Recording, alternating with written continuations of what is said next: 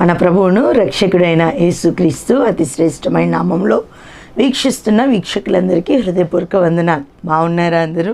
చాలా సంతోషం. మిమ్మల్ని ఇలా కలుసుకొని ధన్యతను ప్రభువారు దేవుడు మాకు అనుగ్రహించినందుకు ఎంతో కృతజ్ఞులమైన ఇది నా వాక్య లేఖన వాక్యాన్ని ధ్యానం చేసుకుందాం.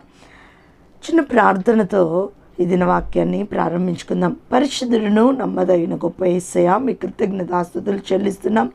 ఈ దినం మీరు మాతో ఉన్నారు అయ్యా, మీరు మాట్లాడండి, మమ్మల్ని తృప్తిపరచమని యేసు నామమున అడుగుతున్నాము తండ్రి. ఆమేన్, ఆమేన్, ఆమేన్. పరిశుద్ధ లేఖన భాగంలో 66 పుస్తకాలు ఉంటే 66 పుస్తకాల్లో ఎక్కువ మార్లు ఆ పరిశుద్ధ గ్రంథం అంతా దాదాపు 250 సార్లుగా ఏమని లిఖించబడిందంటే ప్రార్థన చేయుడి అని చెప్పబడింది.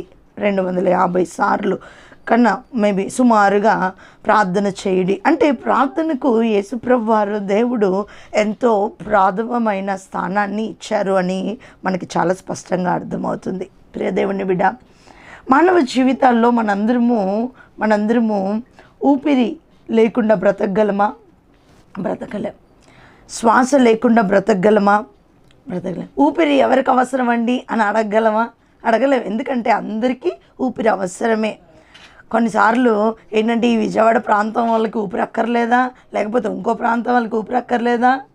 అలాంటిది ఏమీ లేదు. మేము ధనవంతులం అండి, గొప్పవాళ్ళం అండి, మాకు ఊపిరి అక్కర్లేదనే వాళ్ళు ఉన్నారా? ఎవ్వరూ లేరండి. ప్రతి వ్యక్తికి ఏం కావాలి? ఊపిరి కావాలి. ఆ ఊపిరి ఉంటే ఎన్ని డబ్బులున్నా, ఎన్ని బంగారం ఉన్నా, ఎన్ని ఆస్తులున్నా, ఎన్ని ఆస్తులు కూడబెట్టుకున్నా అవన్నీ సంపాదించాలంటే ప్రాముఖ్యంగా ప్రతి మనిషికి ఊపిరి చాలా అవసరం. అలానే లేఖనం ఏం చెప్తుందంటే ప్రతి వ్యక్తికి ఊపిరి ఎంత అవసరమో ప్రతి వ్యక్తికి ప్రార్థన అంత అవసరం. హల్లెలూయా. ఎందుకంత అవసరం అనంటే ఊపిరి ఉంటే ఏ పనైనా చేయగలరు. అలానే ఆత్మకు ఊపిరి లాంటిది ప్రార్థన. ఆ ప్రార్థన ఉంటే మనము కూడా దేవునిలో ఏదైనా సాధించగలం, ఏదైనా స్వతంత్రించుకోగలం, దేని మీదైనా అధికారము పొందుకోగలం. ప్రార్థన అంతేకాదు, మనం ఈ లోకంలో ఊపిరి ఆగిపోయినా ప్రార్థన ఉండడం ద్వారా దేవుని దగ్గర మరలా మనం ఊపిరి పొందుకొని యుగయుగాలు సజీవంగా ఉండగలం. హల్లెలూయా. కాబట్టి ప్రార్థన మానవులకి చాలా అవసరం. ప్రాముఖ్యంగా దేవుణ్ణి వెంబడిస్తున్న ప్రతి వ్యక్తికి, యేసు ప్రభువారు దేవుడని నమ్మి విశ్వసించి ఆయన యందు బ్రతుకుతున్న ప్రతి వ్యక్తికి ప్రార్థన చాలా అవసరం. ఇది నేను ప్రార్థన అనే అంశం మీద మాట్లాడాలని ఇష్టపడుతున్నాను. ప్రార్థన ఎందుకు చేయాలి?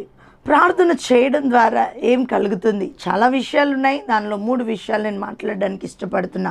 మొట్టమొదటిగా చదువుదాం. మత్తయి సువార్త 26వ అధ్యాయము 41వ వచనము. మత్తయి సువార్త 26వ అధ్యాయము 41వ వచనము. అక్కడ ఇలా చెప్పబడుతుంది, మీరు శోధనలో ప్రవేశించకుండానట్లు మెలకువగా ఉండి ప్రార్థన చేయుడి. ఏమని చెప్తుందంటే మొట్టమొదటిగా ప్రార్థన ఎందుకు చేయాలి అని అంటే శోధనలో తప్పించబడ్డానికి.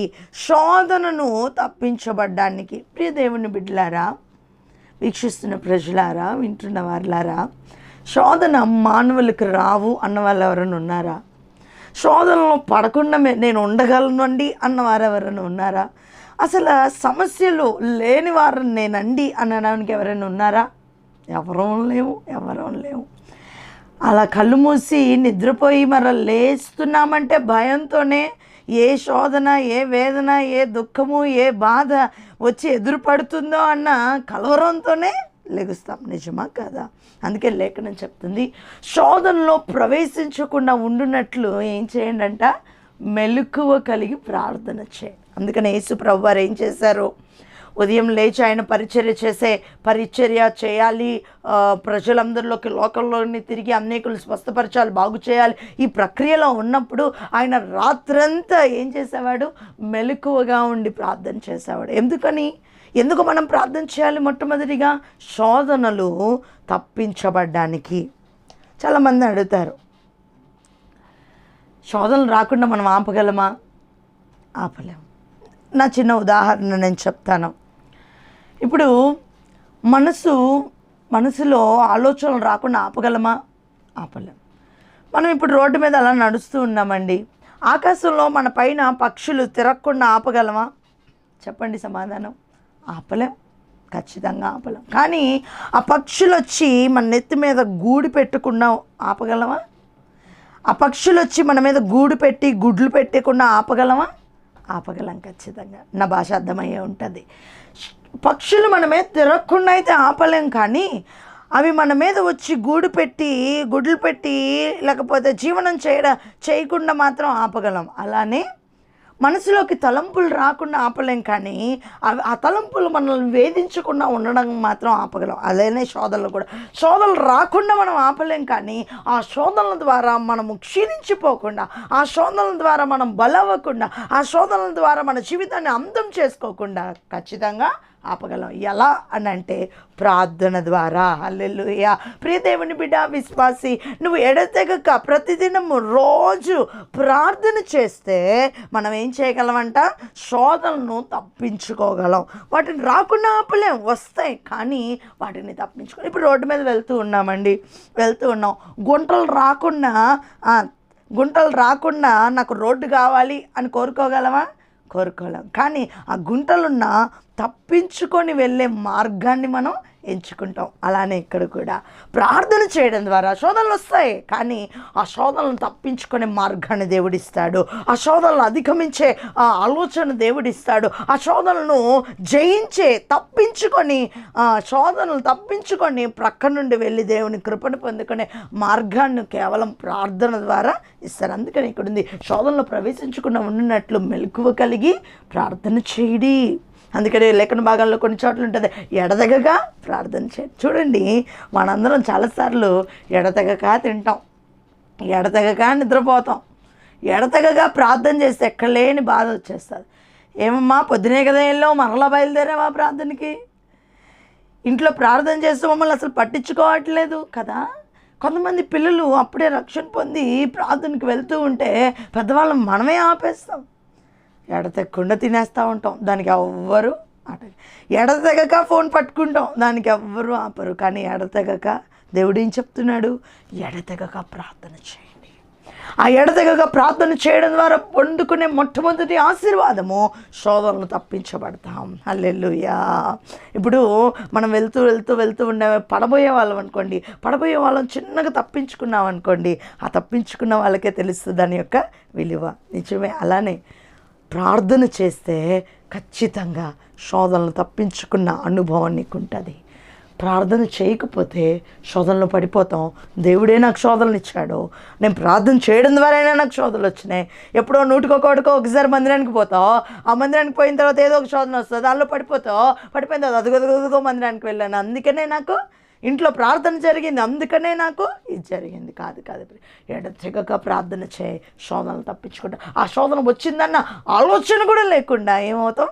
తప్పించబడతాం. అందుకనే సువార్తలో లూకా సువార్త, మార్కు సువార్త, మత్తయి సువార్త వీటన్నిటిలో ప్రభువారు ఎక్కువగా ఎడతెగక విసుకక నిత్యము ఎడతెరపులు లేకుండా ప్రార్థన చేశారు. కాబట్టి ఆయన ఉదయకాలం అంతా శోధనలో ప్రవేశించకుండా, దుష్టుడి నోట్లో ప్రవేశించకుండా పరిచర్య చేయగలిగాడు. అందుకని సాతాను వచ్చి ఆయన ఉపవాసం లేచి బయటకు వచ్చినప్పుడు సాతాను వచ్చి ఈ రాళ్ళను రొట్టెలు చేసుకొని తినమన్నప్పుడు ప్రభు వారు చాలా వైజ్గా ఆయన ప్రార్థన చేసి ఉన్నారు. కాబట్టి శోధనలో పడకుండా, లేకపోతే ఆయనకు సామర్థ్యం, ఆయన దేవుడు, దైవకుమారుడు, సామర్థ్యం ఉంది, అన్నీ ఉన్నాయి, కానీ ఆయన శోధనలో పడకుండా ఏం కాపాడండి?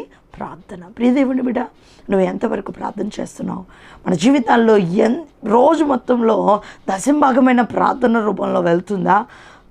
రోజు మొత్తంలో 24 గంటలు 3 గంటలైనా ప్రార్థన చేయగలుగుతున్నామా? ఆలోచించుకుందాం. శోధనలో ప్రవేశించకుండా, శోధనలు తప్పించబడ్డకు మనం ఏం చేయాలంట? ప్రార్థన ప్రాముఖ్యమైనది. ప్రియదేవుని బిడ్డ, నాకు శోధనలు వస్తున్నాయి, ఈ లోకంలో నాకే బాధలు వస్తున్నాయి, ఎప్పుడూ ఉంటూనే ఉంటాయి బాధలు, ఈరోజు పోతే రేపు పోతే అని అనుకుంటూ శోధనలో ఎదురవుతున్నావు అని అంటే తప్పు. నువ్వు ప్రార్థన చేయి. ఆ శోధనలు నిన్ను బాధించకుండా ఉండడానికి దేవుడు వాటిని తప్పిస్తాడు.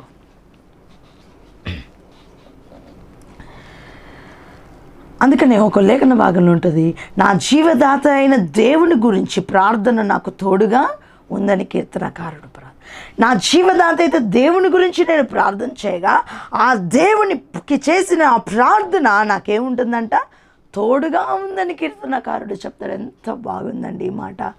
నేను ఎవరైతే నా జీవదాత అయిన దేవునికి ప్రార్థన చేస్తానో ఆ ప్రార్థన నేను ఎక్కడికి వెళ్తే నాకు అది తోడుగా ఉంటుంది, ఆ శోధల నుండి నన్ను తప్పిస్తుంది. ఎక్కడికి వెళ్తే అక్కడ నాకు తోడుగా ఉంటుంది, నా శోధల నుండి నన్ను తప్పిస్తుంది. జీవదాతకి చేసిన ప్రతి ప్రార్థనే మనకి తోడుగా ఉంటుంది. ప్రియ దేవుని బిడ్డ, నీ భర్త నీకు తోడు రాడు, నీ భార్య నీకు తోడుగా ఉండదు, ప్రతి సందర్భాలలో నీ పిల్లలు నీకు తోడుగా ఉండరు, నా వారు అనుకున్న వారు ఎవరు నీకు తోడుగా ఉండరు, ఒకటే తోడుగా ఉండరు. కొన్నిసార్లు మన నీడ కూడా మనల్ని వదిలిపెట్టి వెళ్తున్న సందర్భాలు లేకపోలేదు, కానీ ఎప్పుడైతే మనం ప్రార్థన చేస్తామో ఆ ప్రార్థన మనకి తోడుగా వస్తుంది.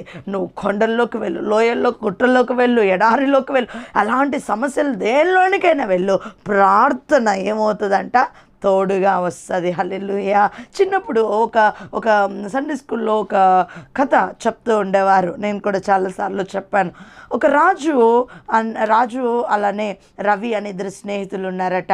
వారిరువురు మంచి స్నేహితులు. ఒకరోజు స్కూల్కి సెలవు వచ్చిందని ఎక్కడైనా వెళ్ళి ఆడుకోవాలని వారు ఆలోచన కలిగి ఉన్నారు. ఎక్కడికి వెళ్ళాలని ఆలోచన కలిగి ఎక్కడికి వెళ్ళారంటే ఒక అడవి ప్రాంతం లాంటి ప్రాంతంలోనికి వెళ్ళి అక్కడ రోజంతా స్పెండ్ చేసి ఆడుకుందాము అని అనుకున్నారు. అలా ఆడుకుంటున్న ప్రక్రియలో అకస్మాత్తుగా ఉన్నట్టుండి ఏమొచ్చిందంటే ఒక ఎలుగుబంటి వచ్చేసింది. రాజుకేమో చక్కగా చెట్లెక్కడం వచ్చు, రవికేమో రాదు. వెంటనే రాజు ఏం చేశాడంటే, వీళ్ళిద్దరు మంచి ఫ్రెండ్స్ కదా, ఈయన రాజుకి రవి తోడుంటాడు, రవికి రాజు తోడుంటాడు అని ఇద్దరు ఒకరికొకరు తోడుగా చక్కగా ఆడుకుంటూ ఉండండి. ఎలుగుబంటి రాగానే ఆ చెట్లు ఎక్కడం వచ్చిన రాజు అయితే రవిని వదిలిపెట్టి, ఎవరైతే తోడుగా ఉంటారనుకున్నారో తోడును వదిలిపెట్టి గబగబా ఎక్కడికి వెళ్ళిపోయాడు, చెట్టు ఎక్కేసి ఆ కొండ మీద కూర్చొని చూస్తూ ఉన్నాడు. ఈ రవి ఏమో అమ్మో నేను ఎటు వెళ్ళాలి, ఏమైపోయింది ఏంటి అని అనుకుని ఏం చేశాడంటే, కానీ ప్రియదేవుని బిడ్డ ఈ రవి ఎడతెగక ప్రార్థన చేసేవాడంట, సండే స్కూల్కి మానకపోయినవాడంట. ఈయన వెంటనే ఆలోచన వచ్చి కింద అలా పడుకుండిపోయి మనసులో ప్రార్థన చేశాడు, ప్రభువా నాకేదైనా ఆలోచన ఇవ్వు, ప్రభువా నాకేదైనా ఆలోచన తటస్థించినట్లు సహాయం చేయను అనగానే వెంటనే ప్రభువారు ఏదో ఆలోచన ఇచ్చారు. ఆయన సచ్చిన శవం వల్లే పడున్నాడు. ఎలుకబంట్లంట, వైల్డ్ యానిమల్స్ అంట, చచ్చిపోయిన వాటిని తినవటండి. వచ్చి ఆయన చెవు దగ్గరికి వచ్చి అలా వాసన చూసేసి వెళ్ళిపోయిందంట.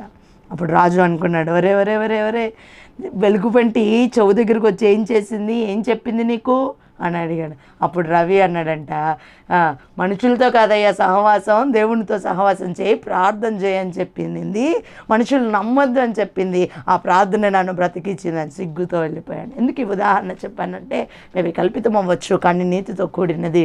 ఎందుకు చెప్పానంటే, ఆ సమయంలో కూడా ఇద్దరు తోడుగానే వచ్చారు కానీ తోడు వెళ్ళిపోయాడు. కానీ జీవము గల దేవునికి చేసిన ప్రార్థనే ఆ రవికి తోడుగా వచ్చింది. ప్రియదేవుని బిడ్డ, ఎలాంటి పరిస్థితులు కొన్ని సందర్భాల్లో ఒక్కదానివే కూర్చొని కుమిలిపోయే సందర్భాల్లో నువ్వు చేసిన ప్రార్థన నీకు తోడుగా వస్తుంది. అందుకని సమయాన్ని వ్యర్థపరచుకోకు, సమయాన్ని వృధా చేయకు. ఖాళీ ఉన్నప్పుడల్లా, ఖాళీ లేకపోయినా ఖాళీని కుదుర్చుకొని దేవునికి ప్రార్థన చేయడానికి కంగణం కట్టుకో. ఆ ప్రార్థన నీకు తోడుగా వస్తుంది. ఆ ప్రార్థన నీ నీడ నిన్ను వదిలిపెట్టిన ప్రార్థన మాత్రం నేను వదిలిపెట్టదు. మొట్టమొదటిగా ప్రార్థన చేయడం ద్వారా వచ్చే ఆశీర్వాదం ఏంటంటే శోధనల నుండి తప్పించబడతాం. రెండవదిగా ప్రార్థన ఏం చేస్తుంది అని అంటే 1 తిమోతి రాసిన పత్రిక 2వ అధ్యాయము 1-2 వచనాలు. 1 తిమోతి రాసిన పత్రిక 2వ అధ్యాయం 1-2 వచనాలు. మనము సంపూర్ణ భక్తియు మాన్యతయు కలిగి నెమ్మదిగాను సుఖముగాను బ్రతుకు నిమిత్తము అన్నిటికంటే ముఖ్యముగా మనుషులందరి కొరకు, రాజుల కొరకు, అధికారుల కొరకు విజ్ఞాపనలను, ప్రార్థనలను, యాచనలను, కృతజ్ఞతాస్తుతులను చేయవలనని హెచ్చరించుచున్నాను. రెండవదిగా దేని కొరకు ప్రార్థన చేయాలంట, నెమ్మదిగాను సుఖముగాను ఉండునట్లు. ఎవరి కొరకు? రాజుల కొరకు, అధికారుల కొరకు ప్రార్థన, ఉన్నవారి కొరకు, మనుషులందరి కొరకు. స్తోత్రం కలుగును గాక. నెమ్మదిగా సుఖముగా ఉండునట్లు మనం ఏం చేయాలంట? ప్రార్థన చేయాలి. మనిషికి కావాల్సింది సుఖం. ఎంత సంపాదించినా ఏమి చేసినా ఏమి లేదండి, సుఖం లేదండి అని అంటూ ఉంటాం. అవునా? ఎంత డ్యూటీ చేసి ఉదయం వెళ్ళి సాయంత్రం వచ్చినా ఏమి లేదండి ప్రాణానికి సుఖం. కానీ దేవుడు అంటున్నారు, ప్రార్థన చేయడం ద్వారా నెమ్మదిగా సుఖముగా ఉండగలమంట. స్తోత్రం కలుగునుగాక. అందుకని ప్రియ దేవుని బిడ్డ, గివ్ టైమ్ టు ప్రేయర్. ప్రార్థన చేయడానికి నీ సమయాన్ని ఇవ్వు. ప్రార్థన చేయడానికి నీ విలువైన సమయాన్ని కేటాయించినప్పుడు దేవుడు అంటున్నాడు, నెమ్మదిగాను సుఖముగాను ఉండుటనుకు ప్రార్థన చేయాలి. ప్రియదేవుని బిడ్డ, ఎవరెవరి కోసం ప్రార్థన చేయాలి? నీ దైవ సేవకుల కొరకు ప్రార్థన చేయాలి, ఇరుగు పొరుగు వారి కొరకు ప్రార్థన చేయాలి, మనుషులందరి కొరకు, దైవజనుల కొరకు ఏం చేయాలి? ప్రార్థన చేయాలి. కానీ మనందరికి అలవాటు ఏంటంటే, ఇల్లయ్యా నా కోసం ప్రార్థన చేయడం అని అడగడమే కానీ వాళ్ళ కోసం ప్రార్థన చేయడం చాలా కష్టమే. కానీ లేఖనం చెప్తుంది, నువ్వు నెమ్మదిగా సుఖముగా ఉండాలంటే, నువ్వు నెమ్మదిగా నీ కాలాన్ని వెళ్ళబుచ్చాలంటే, ఎన్ని పుట్టెడు దుఃఖమున్నా మనసులో నెమ్మదిగా ఉండాలి. అందుకే కదండి దానియేలు ఏం చేయగలిగాడు? చుట్టూ సింహాలు ఉన్నాయి, నెమ్మదిగా ఎవరైనా ఉంటారా? చుట్టూ సింహాలు ఉన్నాయి, ప్రశాంతంగా ఎవరైనా పడుకుంటారా? కానీ దానియేలు ఉండగలిగాడు. ఎందుకంటే ప్రార్థన చేశాడు కాబట్టి, ఆయన ప్రార్థన పరుడు కాబట్టి. రాజు ఆజ్ఞ వచ్చిన యథాప్రకారం కిటికీ తలుపులు తెలిసి దినమునకు మూడు సార్లు ప్రార్థన చేశాడు కాబట్టి నెమ్మదిగా సుఖముగా దానియేలు ఉండగలిగాడు. అంతేకాదు, పౌలు శీలలు కూడా చెరసాల్లో వేశారు. జైలుకి తీసుకెళ్తారు, పోలీసులు వస్తున్నారంటేనే మనకు టెన్షన్ స్టార్ట్ అయిపోతుంది. కానీ పౌలు శీలలు ఎక్కడున్నారు? చెరసాల్లోనే ఉన్నారు. అయినా వారు ఏం చేశారంట? పాటలతో, ప్రార్థనతో దేవుణ్ణి చేరుకున్నారు. ప్రార్థన చేశారు కాబట్టి నెమ్మదిగా చెరసాల్లో ఉండగలిగారు. ప్రార్థన చేశారు కాబట్టి వారు సుఖముగా చెరసాల్లో ఉన్నారు. దేవుడిచ్చే ఆనందాన్ని సంపూర్ణంగా అనుభవించారు. కొన్నిసార్లు నేను ఒక మాట చెప్తాను, కొన్నిసార్లు దేవుడిచ్చే ఆశీర్వాదాన్ని మనం ఎలా చూడలేకపోతామంటే, మనం పొందుతున్న టెన్షన్ ద్వారానే. అంటే దేవుని మీద నమ్మకం లేకుండా అనవసరమైన కంగారు పడిపోతాం చూడండి, ఆ కంగారు ద్వారానే దేవుడిచ్చే ఆశీర్వాదం సంపూర్ణంగా చూడలేం. ఆ కంగారు లేకుండా నెమ్మదిగా సుఖంగా ఉండాలంటే మనం చేయవలసింది ఒకటి ఏంటంట? ప్రార్థన. సంపూర్ణ భక్తి కలిగి మనుషులందరి కొరకు ప్రార్థన చేస్తే రెండవదిగా ఎట్లా ఉంటామంట? నెమ్మదిగా సుఖముగా ఉంటాం. హల్లెలూయా. మూడవదిగా ప్రార్థన చేయడం ద్వారా వచ్చే ఆశీర్వాదం. యాకోబు పత్రిక 5వ అధ్యాయము 13వ వచనము. యాకోబు పత్రిక 5వ అధ్యాయము 13వ వచనము. మీలో ఎవనికైనాను శ్రమ సంభవించినా అతడు ప్రార్థన చేయవలను, ఎవనికైనాను సంతోషము కలిగినా అతడు కీర్తనలు పాడవలను. మీలో ఎవనికైనాను రోగి అయి ఉన్నాడా అతడు సంఘముతో పెద్దలను పిలిపించి వారు ప్రభువు నామమున ప్రార్థన ప్రియ దేవుని బిడ్డ, రోగి అయినట్లా ఏం చేయాలంటే దైవజనులను పిలిపించుకొని ప్రార్థన చేయాలి. ఆ ప్రక్రియ చేసే వాళ్ళు ఎంతమంది? చిన్నదే కదని చెప్పలేదు అని అంటారు. కానీ లేఖనం ఏం చెప్తుందంటే, మన రోగమైనలా దైవజనులను పిలిపించుకొని ఖచ్చితంగా ఫోన్ చేయించుకొని పిలిపించుకొని, లేకపోతే మీరు వచ్చి ఏం చేయాలి? ప్రార్థన చేయించుకోవాలి. మూడవదిగా ప్రార్థన ఎందుకు అని అంటే స్వస్థత ఇస్తుంది ప్రార్థన. హల్లెలూయా. నువ్వు ప్రార్థన చేస్తే నువ్వు 4 రోజు బాధపడే అస్వస్థత దేవుడు క్షణంలో తీసివేస్తాడు. నిజమని నమ్మిన వారు ఎక్కడున్న స్తోత్రం చెప్పండి. హల్లెలూయా. నిజమే. నువ్వు హాస్పిటల్కి వెళ్ళినా తగ్గనిది దేవుడు నిమిషంలో బాగు చేస్తాడు ప్రార్థన చేస్తే. ప్రార్థన మూడవదిగా ఏం చేస్తుందంటే మానవులకి స్వస్థత ఇస్తుంది. చాలామంది చాలా నీరసంతో, బాధతో, ఇబ్బందులతో వస్తూ ఉంటారు. వచ్చినప్పుడు దేవుని నామం పేరిట చేసిన ప్రార్థన వెళ్ళేటప్పుడు ఇంకా హుషారుగా వెళ్తుంటారు. ఏంటి అంటే ప్రార్థన మనకి స్వస్థతనిస్తుంది. అందుకని లేఖనం ఉంది, ఆయన వాక్కును పంపి మనుషుల్ని ఏం చేస్తాడంట? స్వస్థ. ప్రార్థన అంటే ఏంటి? దేవుని మాటల్ని ఎత్తి దేవునికి ప్రార్థన చేయడం, దేవునితో సంబంధం కలిగి ఉండడం. కాబట్టి ఆ ప్రార్థన మూడవదిగా ఏం చేస్తుందంటే మనుషులందరికీ స్వస్థత కలుగ చేస్తుంది. హల్లెలూయా. ప్రియ దేవుని బిడ్డ, వీక్షిస్తున్న బిడ్డ, నువ్వు స్వస్థత లేకుండా ఉన్నావా? ఇబ్బందులతో ఉన్నావా? అనారోగ్యంతో ఉన్నావా? నిన్ను దీర్ఘకాలిక వేదన వేధిస్తూ ఉందా? దీర్ఘకాలిక రోగం వేధిస్తూ ఉందా? దేహంలో నెమ్మది లేకుండా కృంగిపోతున్నావా? దేవునితో మాట్లాడుతున్నాడు. ఏంటంటే ప్రార్థన చేయి. నీ దైవజనులతో ప్రార్థన చేయించుకో. మందిరానికి వెళ్ళి ప్రార్థన చేసుకో. ఖచ్చితంగా దేవుడు ప్రార్థన ద్వారా స్వస్థతను నీకు శీఘ్రమే కలుగు చేస్తాడు. హల్లెలూయా.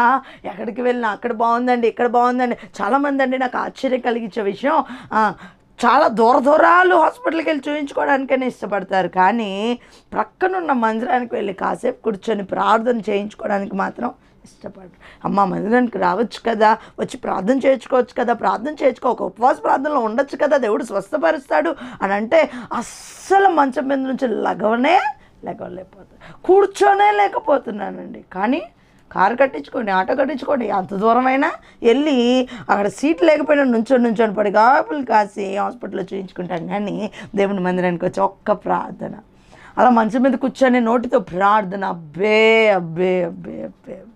నాకు తెలిసిన వాళ్ళు చాలామంది ఉన్నారు. నోరు తెరిచి ప్రార్థన చేయడం కష్టం, కానీ నోరు తెరిచి ఎన్ని మాటలైనా మాట్లాడతారు.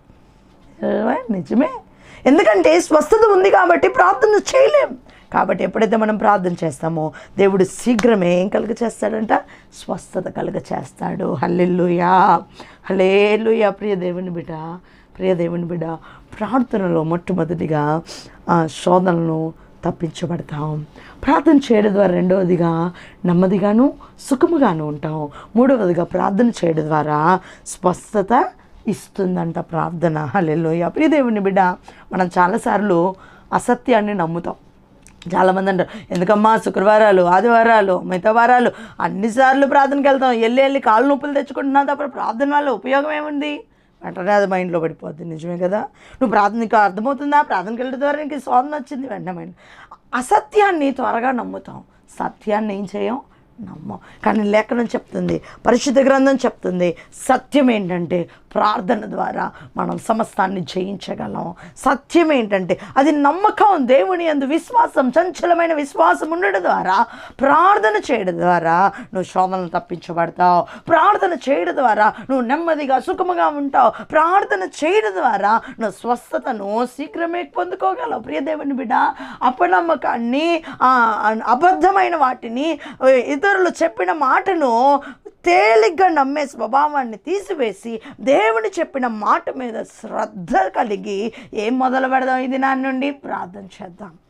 రోజుకి ఒక 5 నిమిషాలు ప్రార్థన చేసే వ్యక్తి అయితే ఒక 10 నిమిషాలు, అరగంట ప్రార్థన చేయడం ప్రాక్టీస్ చేయి. రోజుకు ఒక అరగంట ప్రార్థన చేసే వ్యక్తి అయితే ఒక గంట సేపు ప్రార్థన చేయడం తీర్మానం చేసుకో. రోజు కాసేపు ప్రార్థన చేసే వ్యక్తి అయితే మరి ఇంకెక్కువ ప్రార్థన చేయడానికి వారానికి ఆదివారం మాత్రమే మందిరానికి వెళ్ళే వ్యక్తి అయితే మిగతా రోజులు ఉపవాస ప్రార్థన కూడా వెళ్ళడానికి ప్రయత్నం చేయి. ఎందుకంటే ప్రార్థన నీకు నీడవలే. ఆ కీర్తనలో ఒక మాట ఉంది కదా, జీవం గల దేవునికి నేను చేసిన ప్రార్థనే నాకు నీడవలే నన్ను వెంటాడుతుంది. ప్రియ దేవుని బిడ్డ, నేను నిజంగా చెప్తున్నా, నా జీవితంలో ఎన్నో మా సేవ విషయంలో, మా జీవితంలో ఎన్నో సాక్ష్యాలు ఉన్నాయి. కేవలం ఏ మనిషి మన దగ్గర ఉండరు, కానీ ప్రార్థనే మన వెంట వస్తుంది. ఆ ప్రార్థనే మన శోధనలో పడనీయకుండా కాపాడుతుంది. ఆ ప్రార్థనే ఎన్ని సమస్య వలయాలున్నా, మన ముందే మనల్ని తిట్టిన వారు మన ఎదురుగానే ఉన్నా వారిని కూడా ప్రేమించే నెమ్మదిని, సంతోషాన్ని, సమాధానాన్ని ప్రార్థనే ఇస్తుంది. అంతేకాదు, ఎంత దుఃఖము, వేదన, కొలవరము, రోగమున్నా ప్రార్థనే మనల్ని ఏం చేస్తుందంటే స్వస్థతలోనికి నడిపిస్తుంది. తీర్మానం చేసుకుంటావా? అసత్యాన్ని నమ్మకు, సత్యం కానిది నమ్మకు, సత్యం కానిది బలోపేతం చేసిందని నమ్మకు. అసత్యాన్ని అసత్యంగా చూడు. సత్యం ఒకటే, ఏంటంటే యేసే చెప్తాను, నేనే మార్గమును సత్యమును జీవము, నేను ఆయనే సత్యం. ఆయన ఏది చెప్తే అది సత్యం, లేఖనం ఏది చెప్తే అది యథార్థం. కాబట్టి అసత్యమైన దాని వైపు కన్నులు పెట్టు, అసత్యమైన దాన్ని, అసత్యమైన విషయాన్ని వైపు దృష్టి నిలుపు. ఖచ్చితంగా దేవుడు ప్రార్థనకు జవాబులు. ఇంకా అనేకమైన ఈ 3 జ్ఞాపకం పెట్టుకోండి. అలా ప్రార్థన చేద్దాం, దేవుని కృపకు ప్రార్థనలు మోదాం. ప్రియ దేవుని బిడ్డ, తీర్మానం చేసుకొని హృదయంలో తీర్మానం చేసుకుంటే కళ్ళు మూసుకొచ్చిన ప్రార్థన నేను చేస్తాను. ఆ ప్రార్థన చేస్తూ దేవుని కృపకు నువ్వు పాత్రలో అది నీడవలే నిన్ను వెంటాడుతూ ఉంటుంది. అందుకని అది లేఖన భాగంలో దైవ సేవకులు, భక్తులు ఎంతోమంది చెప్తుంటారు, ప్రార్థనకు ఏమి లేదంట ఎక్స్పైరీ. నువ్వు వేసుకున్న బట్టలకి ఎక్స్పైరీ ఉంటుంది, నువ్వు వేసుకున్న మెడిసిన్స్కి ఖచ్చితంగా చాలామంది స్వస్థత వస్తుందని మెడిసిన్స్, కానీ ఎక్స్పైరీ ఉంటుంది. ఒక మాట చెప్తాను, ప్రార్థనకు మాత్రం ఏముండదు, ఎక్స్పైరీ ఉండదు. నువ్వు చిన్నప్పుడు చేసిన ప్రార్థన పెద్దయినప్పుడు కూడా విడుదలిస్తుంది. నువ్వు ఇప్పుడు చేస్తున్న ప్రార్థన నీ తరతరాలకి క్షేమాన్ని ఇస్తుంది. That's nothing expiry. అక్కడ ఎక్స్పైరీ డేటే ఉండదు ప్రార్థన. కాబట్టి ఏం చేయి, విసుకక ప్రార్థన చేయి, నిత్యము ప్రార్థన చేయి, ఎడతెగక ప్రార్థన చేయి. దేవుడు చెప్పిన మార్గాల్లో ప్రార్థన చేద్దాం. దేవుని కృపకు మనల్ని పాత్రలం అవుదాం. కృపగల తండ్రి, సజీవుడివైన యేసయ్యా, ఎంతమంది అయితే తీర్మానం చేసుకోవడం ప్రార్థన చేయాలని ఆశ కలిగి ఉన్నారో వారితో మీరు ఉండండి, వారి తీర్మానాన్ని బలపరచండి.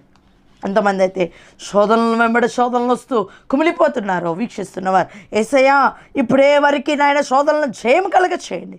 మీ హస్తము వారికి నీడగా ఉండి తప్పించమని అడుగుతున్నాం.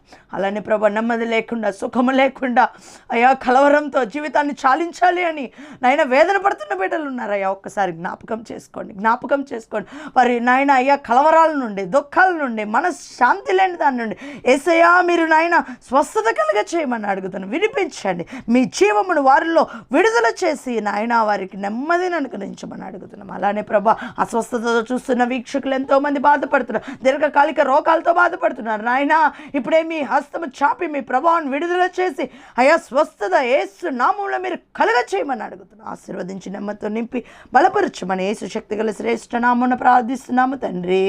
ఆమేన్, ఆమేన్, ఆమేన్. అందరికీ వందనాలు. దేవుడు మనల్ని దీవించును గాక. ఆమేన్.